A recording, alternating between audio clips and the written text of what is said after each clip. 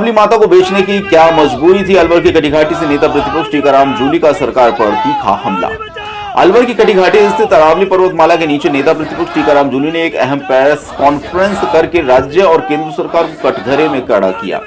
अरावली क्षेत्र में हो रहे अवैध खनन को लेकर जूली ने तीखे सवाल दागते हुए इसे पर्यावरण कानून और जनहित के साथ में खुला खिलवाड़ बताया। उन्होंने कहा कि एक ही पहाड़ का एक हिस्सा संरक्षित क्षेत्र में आता है, जबकि दूसरे हिस्से में खुलेआम खनन किया जा रहा है, जो सरकार की दोहरी नीति को दर्शाता है। टीकाराम जूली ने कहा कि अरावली पर्वतमाला केवल पहाड़ों का ढेर नहीं है, बल्कि उत्तर भारत के पर्यावरण संतुलन की रीढ़ है। अरावली जंगल, जलस्तर, वन्यजीव और स्थानीय लोगों की आजीविका हमारा भी एक रोल है कि हम अपनी इसके तरफ से बावजूद जितना सरकारें कर रहे इसे हैं राजस्व हम के भी नाम कर रहे पर हैं, नष्ट करने पर तुली हुई है। उन्होंने आरोप लगाया कि संरक्षित क्षेत्र की आड़ में कुछ हिस्सों को बचाया जा रहा है, जबकि बाकी पहाड़ियों को जानबूझकर खनन के लिए खोला जा रहा है। जूली ने केंद्रीय पर्यावरण मंत्री भूपेंद्र यादव पर सीधे सवाल उठाते हुए कहा कि वो स्वयं वर्षों से सांसद रहे हैं और अरावली की संवेदनशीलता से भली भांति परिचित हैं। ऐसे में यह बताना उनकी जिम्मेदारी है कि आखिर ऐसी कौन सी मजबूरी थी जिसके चलते अरावली माता को बेचने का फैसला लिया गया।